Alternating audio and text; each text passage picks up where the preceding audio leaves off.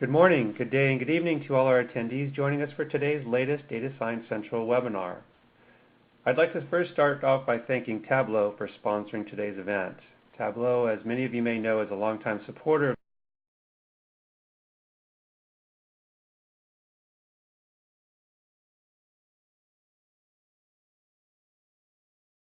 the Data Science Central community, and they have been doing a series of webinars with us, and we appreciate their sponsorship of today's event. I'd also like to take this opportunity to mention and show our appreciation for some of our other recent sponsors, including MapBar, Teradata, Tibco, Hortonworks, Pivotal, and Cisco, to name just a few. All of these webinars and others are available at datasciencecentral.com, and if you've not had the opportunity to view them, I would encourage you to take a look, as they do provide some very useful information. Today's webinar is entitled Vision and Visualization, Practical Wisdom from Research in Human Vision. And before we begin, I'd like to briefly review the format for today's webinar. Today's event will be approximately 1 hour long. We have a single panelist that I'll introduce to all of you in just a few moments. We should have about 10 to 15 minutes for a Q&A following today's presentation, and this event is being taped and will be made available later on this afternoon at datasciencecentral.com. I'd also like to encourage our attendees to ask questions throughout the presentation. We will be reviewing them and presenting them on your behalf during the Q&A portion of today's event. My name is Tim Madison. I'm one of the co-founders of Data Science Central, and I'll be your host for today's webinar. I'm very pleased to introduce today's speaker, Maureen Stone of Tableau Software. Maureen is a research scientist with Tableau and is also a recognized member of the color and visualization research community and the author of the book, A Field Guide to Digital Color. Her research focuses on making color and other visual encodings more effective. Prior to joining Tableau, she worked first at Xerox PARC and then as a consultant under the name Stone Soup Consulting. So thanks for being with us this morning, Maureen, and we're looking forward to your presentation. In data visualization, we map values and relationships onto visual dimensions to create graphical representations for exploration and analysis. How can we best use the power of human vision system to make these values and relationships clear? In today's webinar, we will demonstrate how insight from research in color perception, perceptual organization, and visual attention have helped define best practices for visual analysis. You will learn how to utilize a few perceptual and cognitive building blocks that can inform a wide variety of visualization choices. So Maureen, I'm going to turn it over to you, and you can begin as soon as you're ready to go. Thank you very much, Tim. So good morning, everyone. It's morning here. And I want to talk to you today about the human visual system and how you can best design your visualizations to work with it, not against it. And I'm going to break this talk into roughly 3 parts. In the first, I'm going to talk about how visual perception is not just camera work. Vision, we talk about making mental images, but the reality is much more complicated than that. And then in the second 2 parts, I'm going to talk about visual perception and managing attention. So let's start here with this slide from Stephen Few. It says, of course, we can see that square A is darker than square B, right? But if you look at this as an image, put a blanking surround, an area around that, we can see that B and A are exactly the same color. Let's go back and do that again. Here it is, B is clearly lighter. Here it is, B is the same color. So what's going on? What's going on is that our visual system interprets this as a 3D, 3D object with a shadow, and that we know that these light-colored squares are in a regular pattern, and therefore that's a light square, and the fact that the pixels happen to be darker is simply because there's a shadow on it.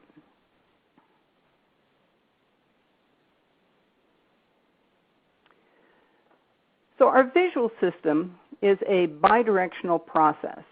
We have our eyes, which collect in a bottom-up manner light and light differences to build up patterns, and our brain, which directs our eyes and interprets what we see.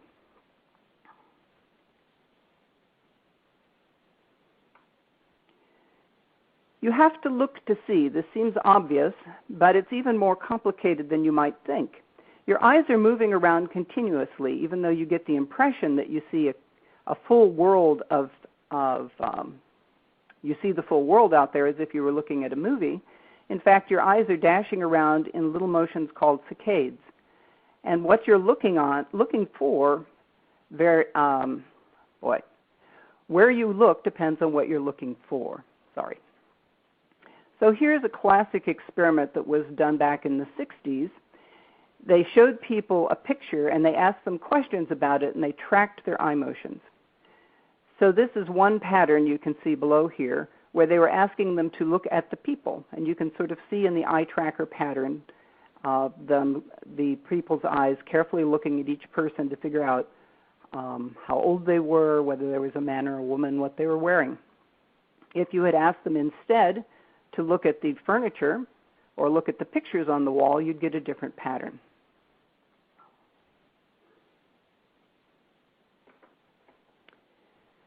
You can only see what you attend to. And there's a set of lovely demos from Ron Renzik at the University of British Columbia demonstrating a principle called change blindness. So I'm going to, these are best done as videos, but the videos don't come through the webinar well enough. So what I'm going to do is try to step you through this, and then in the slides there's a pointer to the demos which are online, and you can try them out for yourself. So what we do is we show an image and then a blanking gray screen and then a slightly modified image. So you can see in this here a cycle around of this statue, and behind the statue is a wall, and the wall is at a different height. And what you'll find is generally people don't notice that change at all, unless they're looking right at the wall at the point it changes. So now let's try to do a little step through here. Here's one of Ron's pictures. Have a good look at this airplane and all these military people.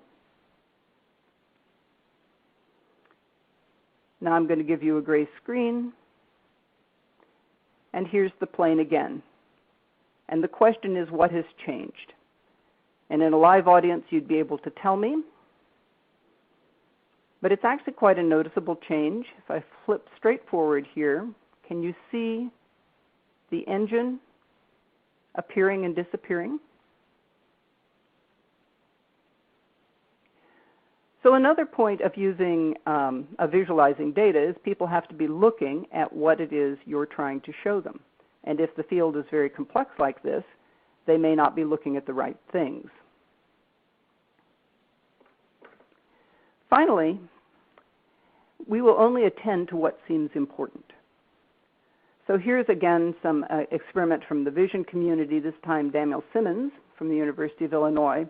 And they did a set of really lovely experiments to show how little we really see and how much is focused on what we think is important. So we have an actor come up to an unsuspecting stranger, and that actor has a map and starts engaging this member of the public in a discussion about directions. Meanwhile, we have some other actors, and they have a large door. And they walk between the two people who are talking. The original actor creeps away and is replaced by someone else.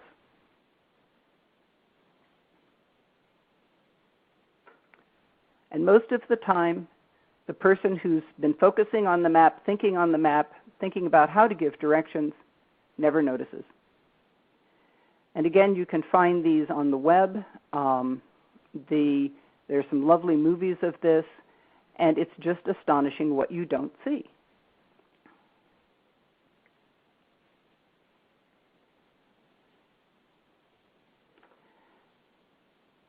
And that's because we only see what we're looking for, and we only pay attention to those things that we think are important.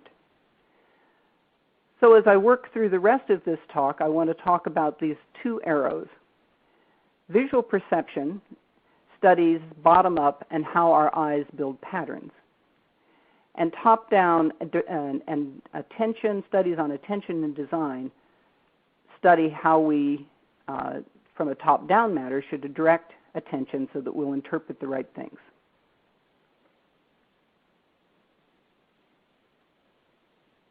So let's start first with perception. So visual perception is really all about looking for similarity, differences, and patterns. The basic cells in your eyes, in the retina, that interpret light are all little differencing machines. They're looking for differences in color, difference in lightness, differences in motion. And then at the next level of processing in our brains, we start building these little differences and areas that are same and areas that are different up into patterns. And we call that the Gestalt principles. And I'm going to show now how some of these principles apply directly to visualization. So here's the simplest one. That if you have a bunch of things all the same and then you color some of them a different color, they pop out. And we would use this in this spreadsheet to show the negative values. And it's because they're red against this field of gray that they pop out, and it's very easy to focus on the negative values. If they weren't a different color, you would have to go through and scan and look at each one and see, is this negative or not? But because we know they're red, they pull forward, and we can quickly see that there are 5.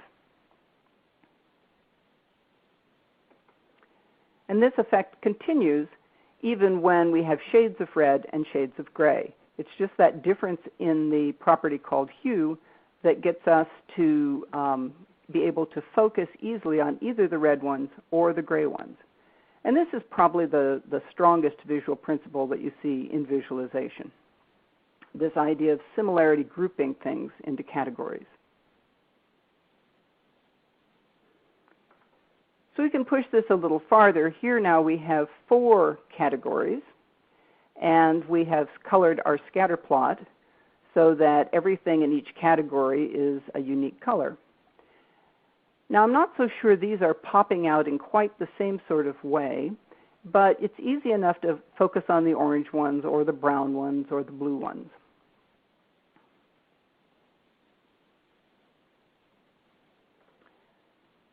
Our visual system is also pretty good at pulling out specific shapes.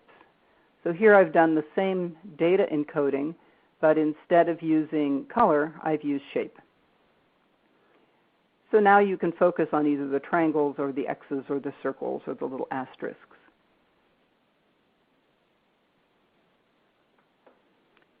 If you combine the two, so now each one is encoded with both shape and color, it's easier to pull out the different categories.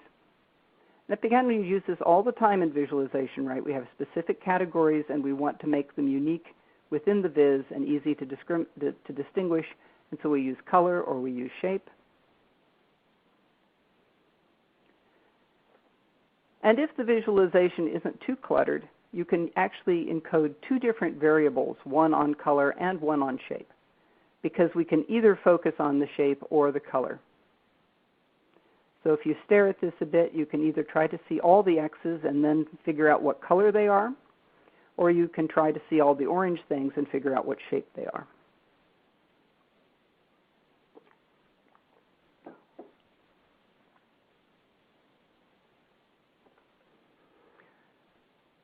Another Gestalt principle that we apply to visualization all the time is called proximity. So here now we're looking at these sales values at different dates. And by stacking them up as little circles over the date, we've grouped them. And so while you can run your eyes along the orange one, what you see more strongly, or at least I hope you do, is the stacks. So now if we're comparing for a particular year the different values, I can quickly read them off. But if instead I want to compare the values over time, we create a line chart, because when we connect the dots, that pattern is much, much stronger than the fact that the dots are stacked over the years. So this is exactly the same data. I've just connected it with lines. And this is why you'll see people say over and over again that if you want to see values over time, you should connect them with a line. So let me show you that again. Here are our values as individual points in time, clustered together by proximity. Exactly the same points, now connected with lines, and instead our visual system is showing us patterns, how the teal one is sort of an up and down pattern, whereas the orange is ever increasingly rising. Now, because these are colored, it's pretty easy to pull them apart visually. I can see down here where the brown one and the blue one cross, which is brown and which is blue. But your visual system would have made that assumption anyway. Even if you don't color them, what we would expect is that we have two lines that are running from left to right, so like the orange arrow indicates, and not one that's doubling back on itself. It would be plausible that that was what that shape meant, but we have an assumption of continuity in the simplest possible path, or else in a path that we recognize as being typical. So you'll see examples of this with shapes where you see the expected shape, not the intersection of two shapes.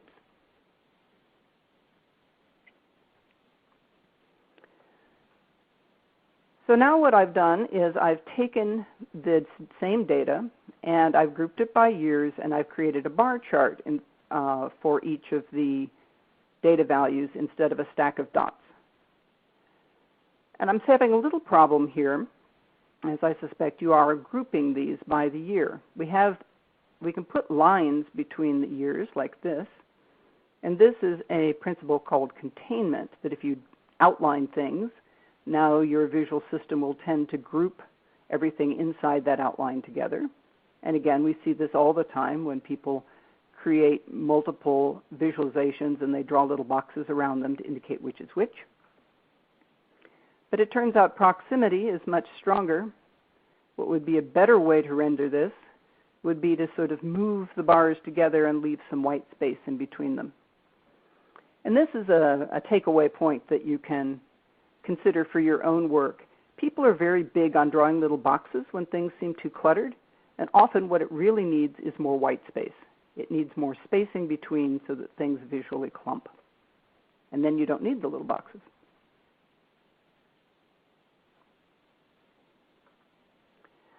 Now, if you do want to bring things all together and say that I want to compare them to each other vertically, even stronger than the dots would be to make these stacked bars.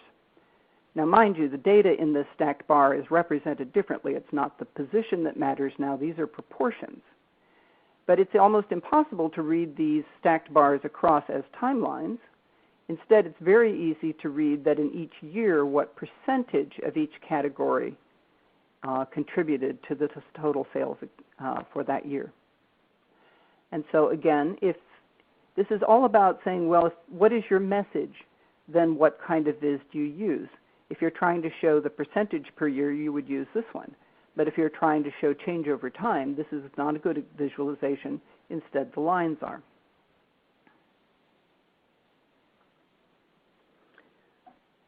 So in summary, these are the principles that would help you work with the visual system down at the level of forming patterns. And you'll see this in most visualization and graphics programs. They offer all of these types of charts, and if they're good ones, like our product, they'll even help you pick out the right one for the right situation. So now I want to talk about the orange arrow, how we can help manage attention and be sure that people see in our visualizations, especially in our more complex visualizations, what we want them to see. So what we don't want is something like this. And I love Where is Waldo as an example of how to use everything about your visual system and defeat your ability to find Waldo. We've made a chaos of shapes and colors and patterns all the same, and in there now we're going to have to, the game is to find Waldo. But you don't want your visualizations to be like Where is Waldo. Instead, you want to layer the information that you're going to present so that you can bin it into these 4 categories. And this is from a paper that I worked on where we were talking about subtle visualization. We called that paper Whisper, Don't Scream. And so these are our attention rules. First of all, you figure out everything you can leave out or remain silent. Then everything that is simply contextual, like in the vises I've been showing you, like the grid lines, like the axes, like the labeling on the axes, you try to whisper. Then in your indoor voice, you present the bulk of your information, things that you want people to look through and see, and then leaves you some visual room to shout out those things that are particularly important. So here's an example from Edward Tufte. And what we have here is a diagram for showing how to signal with lights. And the information hierarchy is the lights and the motion, then the figure, and then the frame. Now in the upper left corner, we see the before image. And if you just glance at that, mostly what you see are those frames, which are the least important. And it's pretty hard to see the motion and the lights versus the figures. By redesigning this so that the frames are very, very light, the figures stand out boldly, but we color the lights and the motion so that they stand out even more, we better show this 3-level hierarchy.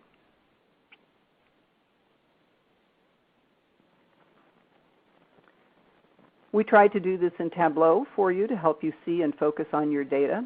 Notice how the colors are bright and bold, but not too glaring, standing out in front of the mostly gray and white background.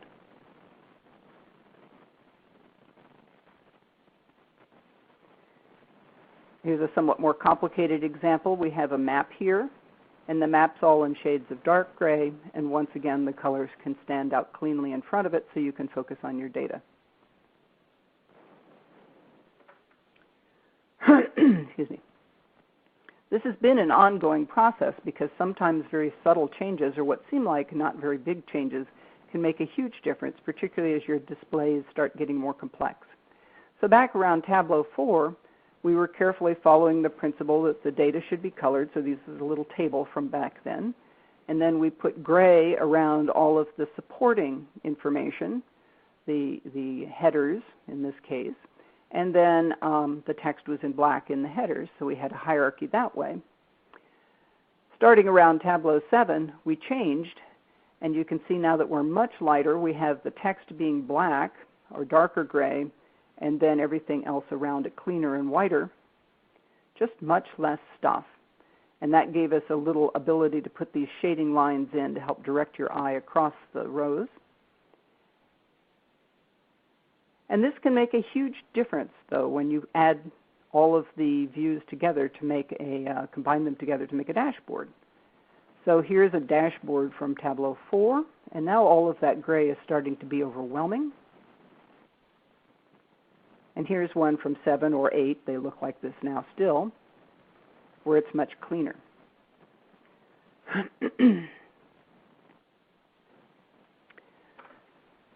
One of the tricks, I'm going to talk about visual layering. How do we fix this? Suppose we have overlaid data now, and we have our 3 levels of hierarchy. What people tend to want to do is use color to separate it. They're trying to get that variable, that differencing that we saw before in the color pop-out to pull apart the 3 types of data. But that doesn't tend to work. That tends to give you just a very colorful mess. To create visual layers, we need to control the variable called the visual variable of lightness or luminance, so that the darker stuff, the things with higher contrast with the background, represent our urgent data, and then we reduce the contrast more and more to provide the levels below that. And this is because our visual system separates color and shape very early on. So for you, take a colorful image like this plant, and even right in the back of the eye, we break that signal down into a grayscale component and this hue and chroma component. And that's because the shape, and particularly the motion, is really important to help us understand in the world whether there's something out to get us, whether there's something that's attacking us that might actually be very dangerous. Whereas color is really a secondary cue. It's more to tell us, once we've identified that it's there, what is it? So designers know this, and they say get it right in black and white. When you're trying to create any good visualization that's layered, it should read equally well in grayscale as it does in color. So this example here from the National Park Service of a road map is a really lovely example of this. In grayscale, you can clearly see the water, the land, the park, the roads. In color, we've labeled them, so it's easier to tell the water's blue, the park is green, the major roads are red. But the visual hierarchy, the contrast layering is perfectly adequate even without the color. So in Tableau, recently we've redesigned our data maps, the backgrounds for our maps, working with Stamen. And I want to show you a difference here between a data map and a navigation map like Google's Maps. So on the left we have the Google Maps. It's really good for telling you there's the roads, there's the water, there's the lands, there's the park. And here is the equivalent Tableau. We have the same visual hierarchy, but it's much, much subtler. And you can see this very well in the grayscale. Again, the Tableau map is legible, but the contrast, the distinctiveness of the roads versus the land are much higher when, in fact, the goal is to be able to see the roads. Whereas our goal is to be able to put data over the top of these maps like this. So here we have a background layer. We have the gray land, we have the gray-green water, and on top of this we put the much more colorful data, and this shows the paths of hurricanes with their category indicated with that color map. Then on top of this, you can layer more information about a particular data item that you're hovering over, which we call the tooltip.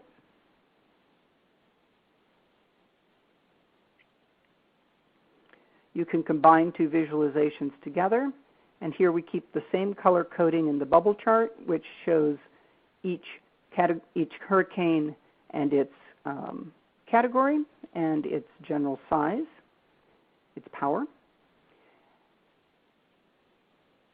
And then we allow you to cross highlight by selecting on one viz and select on the other. And I'm going to show all this live in the demo. But again, just look at the layering in this. We have the colorful things, the particular hurricane that has been selected as the foreground, the thing that we're shouting out in this case, and then everything else sits back in much more quiet visual layers.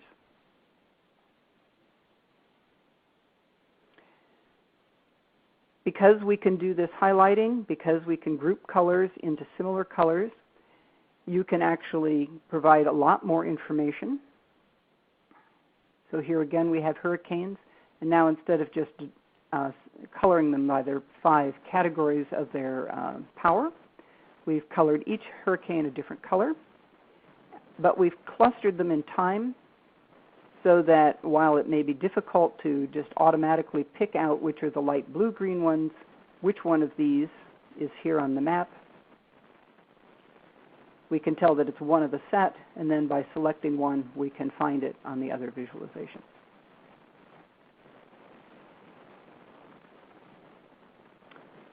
And now I'm going to do a bit of a demo and show you a little bit about the Tableau product and how we've applied these principles in it.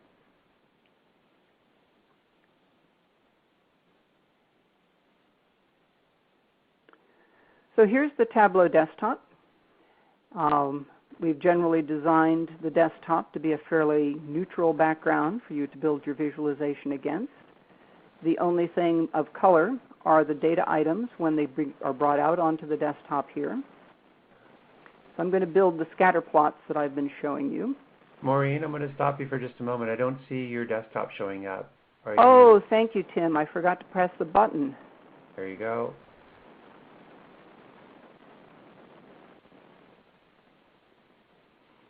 It's not up yet, is it? Not yet. Bear with us, audience. We'll get this sorted out. It usually works It was fine, working so just a minute ago. it's coming up now. Okay, excellent. Now is it up? Yep, you're ready to go. Okay. So let me go back. What we have here is the Tableau desktop. We have the data fields on the left. I'm going to bring out the data field. This is faked up data for a superstore, a typical kind of sales profit analysis. I'm going to bring profit out and sales. And this automatically generates a scatter plot. Is a good way to tell, to evaluate profit versus sales. Of course, this is not a very interesting scatter plot because we've just aggregated the entire sum of profit versus sum of sales here. So I need to bring out some more detail. So what I want to do is, I'm going to bring the department out and put it on color. And now for these three departments, I have the total sales versus the total profit. And if I break this down further, then what I have here is for each department, I have some number of dots that represent all the items in that department. And I can see that with the tooltip here, which one it is. So one of the things to notice about the tooltip is there's a little drop shadow on it, and that's another visual trick that will help pull this tooltip up to the front layer, because at that point that is in fact what you're really wanting to see. Now, I've dropped things on, just checking my notes here to be sure I don't mess this up.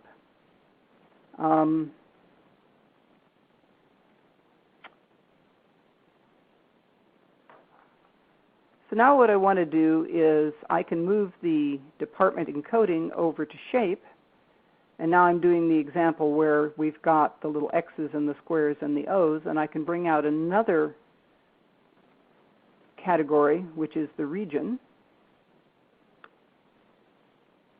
And that tells me here now in the central region, I can see the breakdown of sales versus profit for each one of these categories. All right.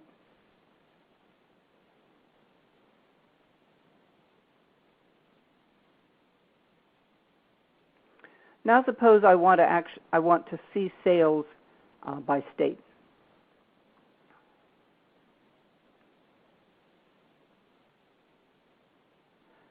So I bring state out onto the desktop, and it creates a map for me. And I can bring sales onto size, and that shows me as relative sizes of these dots the sales for that particular state. I can boost that up. And it's pretty easy to pick out the big ones and the little ones. Size is another area that your visual system is pretty good at discriminating categories or differences. Now, if you were actually trying to evaluate exactly how much was sold in South Dakota, you're not going to get that just from the size alone, but we can pick that up from the tooltips. We have several different map types for people to use. This is our default one, which is this very light gray and white one that goes well with the rest of the visualizations. Here's one that's a bit more colorful, but still sits quietly in the background.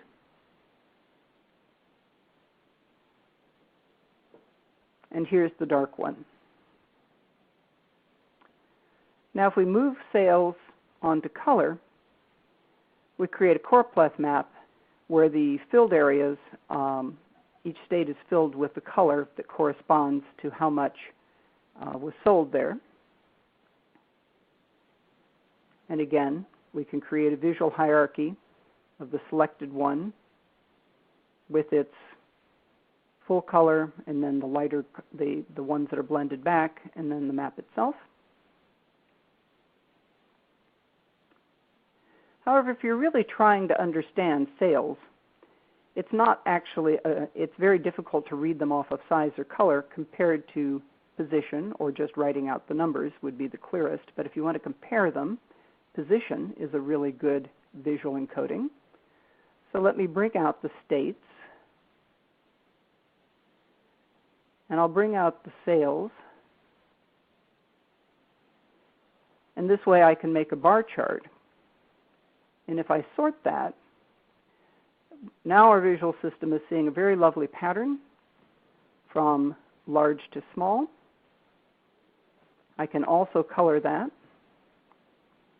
And let me show you combining these two visualizations together to make a dashboard.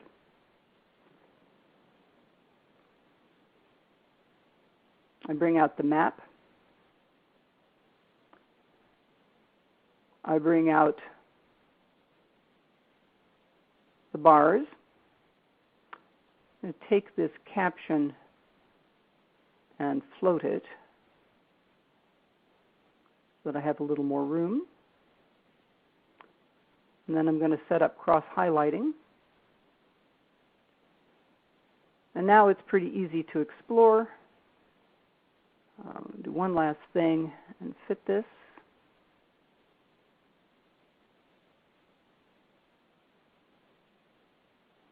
And this should go the other way as well. So here we're using the similarity principle, and also we push back everything that's not important and bring forward those things that are. Inspired by Stephen Few, while we normally make really attractive, visually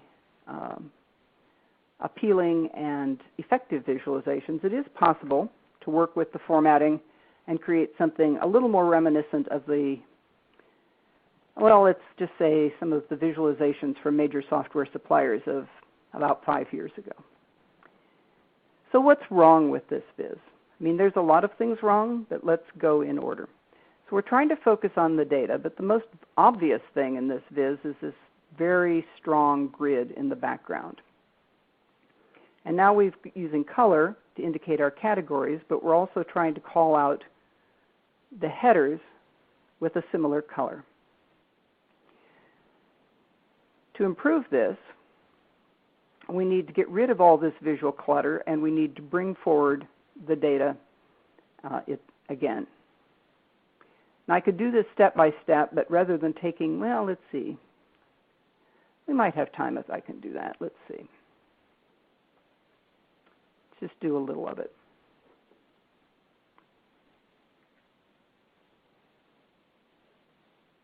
First thing we want to do is get rid of the grid.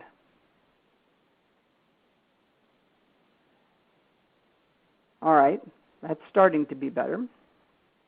I also need to bring these bars up so that they're bigger. They're the important thing here. And now let's get rid of all of this coloring.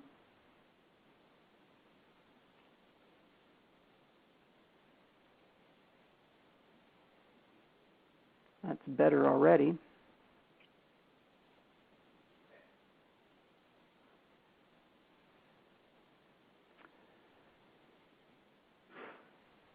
Now, at this point, let's just do it this way. Clear out the rest of that formatting. And now you can actually see the data in its context. Now, if you're going to read a bar chart, it's actually, it's somewhat easier if you rotate it so that we can now read our headers as we're normally taught to read. If you want, this is now showing us individual bars for each one of these categories. If we want to see this as a stack bar so that we can compare the ratios, all we have to do is take category off, and now we have a stacked bar. To create our timeline, we could do more dragging and dropping, or I could use this tool called Show Me that says I really want to see this as a timeline. And in one click, it will create the timeline for us. And so here, once again, to keep emphasizing the visual system and the layering, we can see our data cleanly sitting above the very light grid and the somewhat stronger borders around information around it.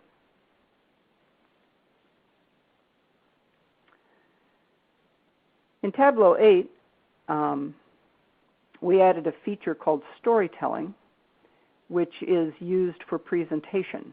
I was showing you using the product, but if I wanted simply to show you results, I might want to craft a story that highlights and emphasizes exactly what I want you to see. So I'm going to put this in presentation mode, which means I'll probably have to move the frame here. And now I can give you a little talk that I've crafted in advance about how color indicates the per capita GDP in Europe.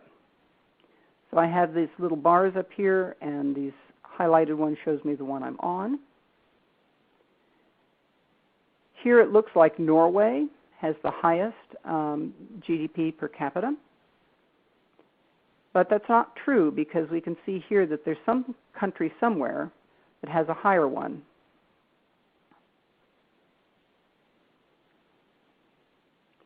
If we look at a bar view, and this is similar to what I did in my demo previously, I can see that we have some very tiny countries here, Monaco, Liechtenstein, and Luxembourg, with much higher GDP per capita. So we zoom in on the map. And here I've added annotations. We still have Tableau Live here. I can still get the tooltips. I could still highlight. But I've also added permanent annotations to make the points that I want. And if we zoom in even farther, we can see that Monaco is in fact has the highest GDP per capita in Europe.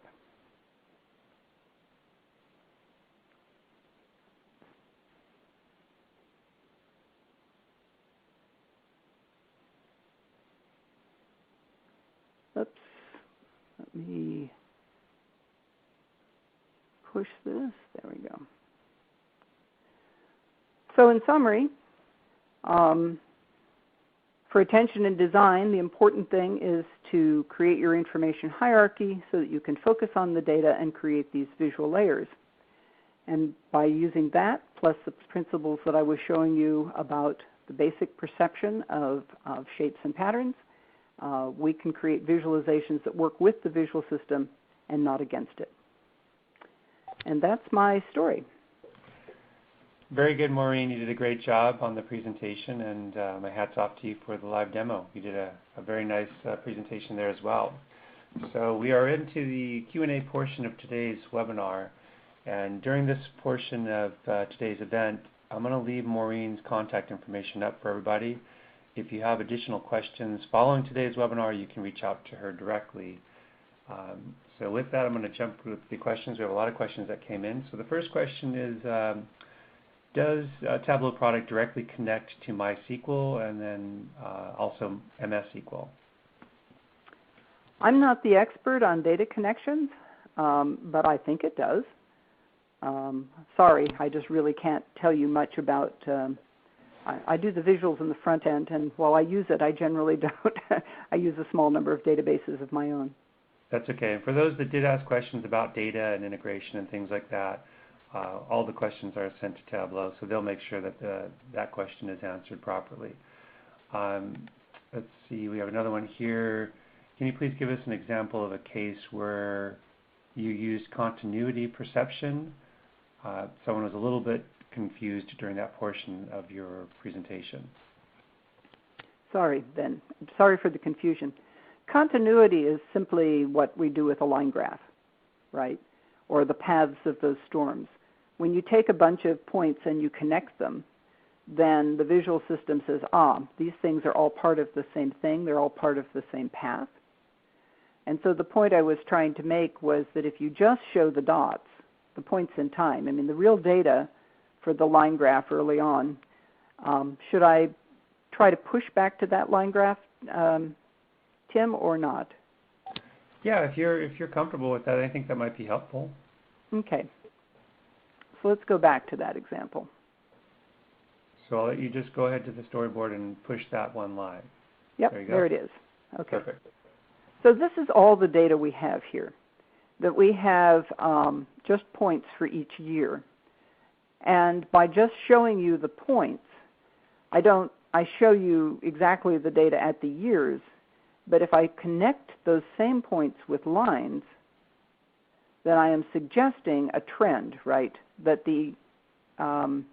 and it shows you the pattern over time. And so what you're supposed to be seeing is this connectedness.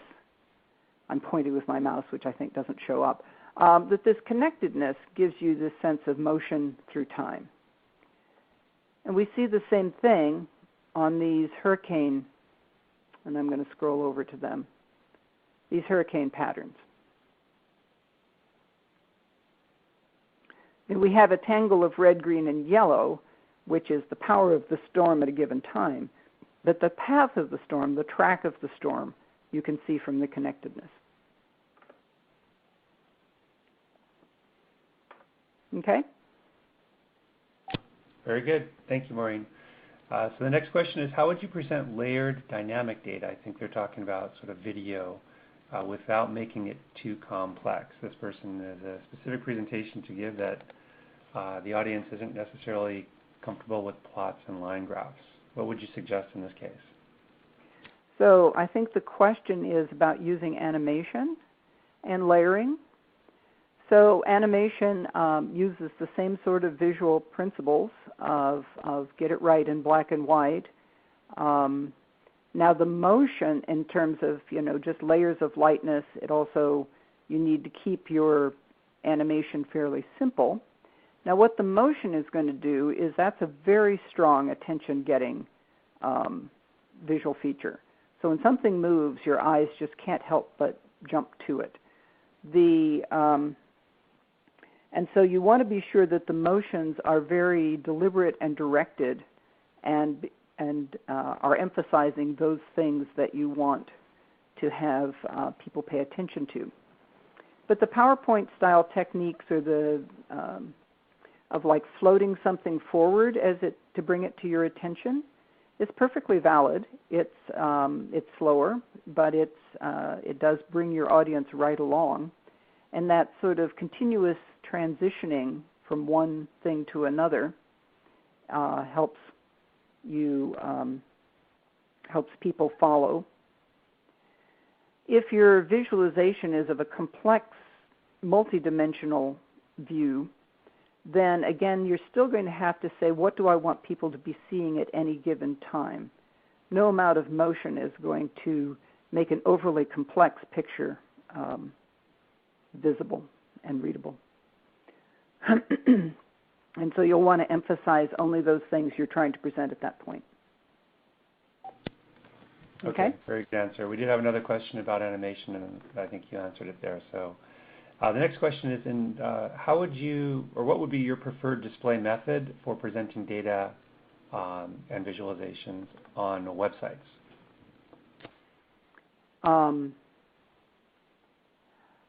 I think that simple is always better. Now, people, if there's any geographic content, people do love maps. And so if you can show the data, if that's part of the story, that always makes a website very attractive, and people find it fascinating. Timelines are another really interesting way to present data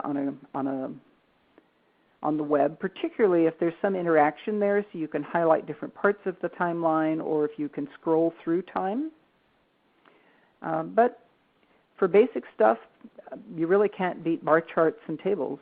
If you want people to get focused on the specific numbers, then those are really the best way to present them. There's no fanciness that's needed. I like if you look at the New York Times data vizzes, they're often very coordinated. They'll have very simple line graphs and bar graphs. Sometimes they will have something very innovative in that line. But they mostly get their attractiveness by layering, by combining together the stories and some of the images relevant to the stories, and then the actual data in the presentation in a very basic and straightforward sort of way. Okay, very good. This next question is in line with that, and I think maybe in some ways you've answered it, but I'm going to ask the question anyway. How can we integrate several pieces of information in a portal without being overwhelming? So again, you need to get ruthless about what is actually important to present. And then when you put the pieces together, you need to lay them out carefully with sufficient space between them.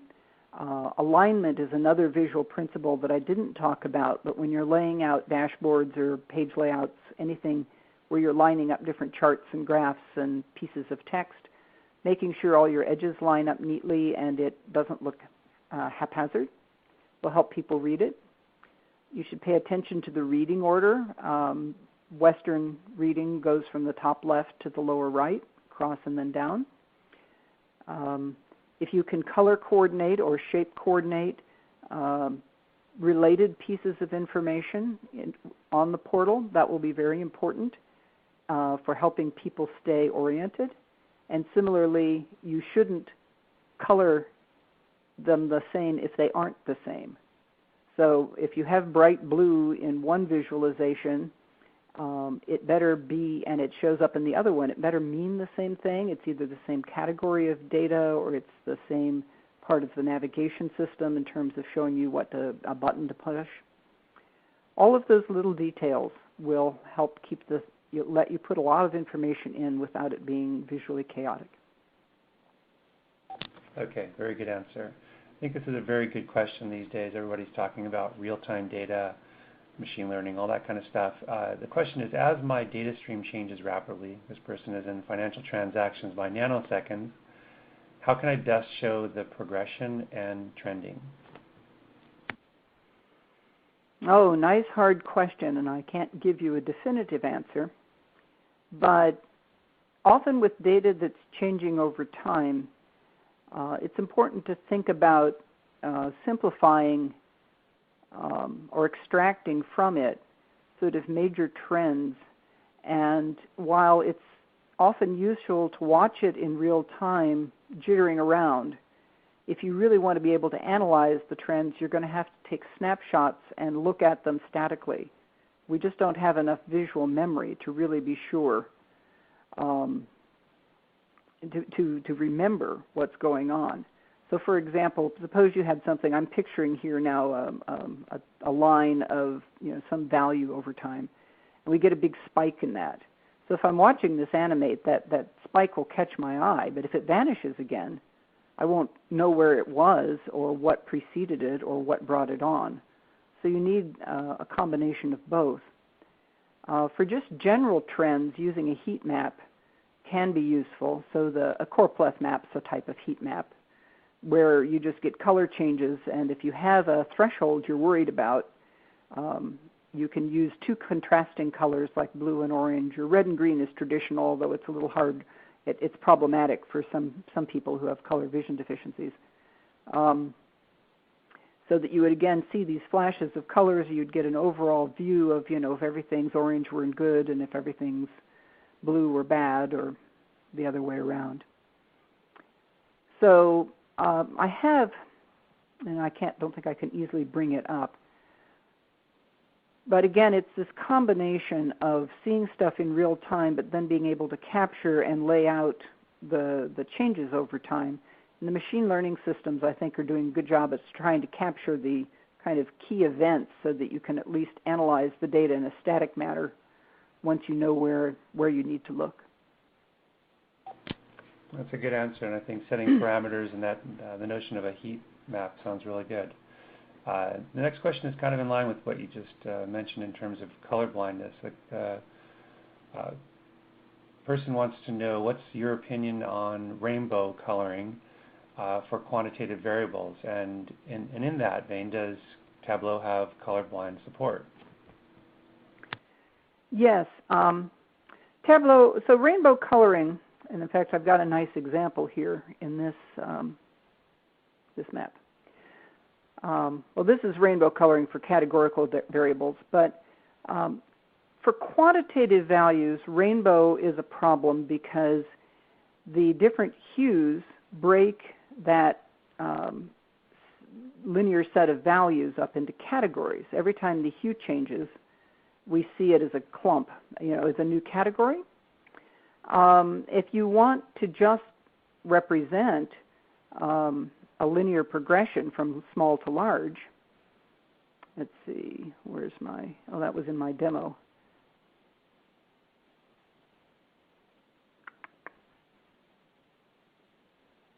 I don't have a color map on there. Then like the green ramp that I showed in my demo, or you can see in things like Cynthia Brewer's color ramps, are much, much better. So what you're saying to the visual system, well, artists say this very well. They talk about contrast and analogy, right? So if you get contrasting hues, they break things up into categories. If you get analogous hues, if you get colors that are similar, like shades of green, then your mind says, oh, those are similar values, and they progress. All right. So rainbow color maps break up your data into categories, and the problem with them is that the categories may not be meaningful. So you see this bright yellow piece, and it isn't actually more important than the yellow-green to the left of it, but it feels like it should be. Now what Tableau offers is we offer a variety of color ramps for quantitative data. We have two types. We have the default green one for 0 to positive, and I'm a little embarrassed to say our default negative 0 positive is a red-green one for historical reasons, but we offer colorblind support by giving you a blue-orange map, which is perfectly safe, and we give you categorical color palettes to select from, including one that's specifically designed for color blindness. So it's easy for me to deep end on color, being a color geek, but I hope that answered the question. No, it was a very good answer, Maureen. The next question, the person is asking for resources that you might be able to mention. You mentioned one there a moment ago, but he mentions Edward Tuff's book on display of data and how it gives a lot of detail about lying. What's your thought on that as a resource? And if there are others, maybe you can share them with the audience. Okay. So there's various kinds of resources. So Tufte wrote some very interesting books on visualizing information visualization. He sort of popularized the field. And some of his early books, and you can just find his website, tufte.com, I find very interesting and useful. But for more practical knowledge, I recommend Stephen Few's books. Show Me the Numbers is a really good one if you're a business person and you're trying to present data. There's because he's very prescriptive. Tufte's books just show you a lot of cool examples, and Stephen says if you're trying to do this, use this type of graph. Now some people find Stephen almost too prescriptive, but I think it's a really great place to start. Then I'll put a pitch in for our product where we try to encode, let's see, they were asking for resources. We do have resources around our product in terms of people have written blogs, and there's a very good social community forum where people share information. And let's see, what other books and articles do I like?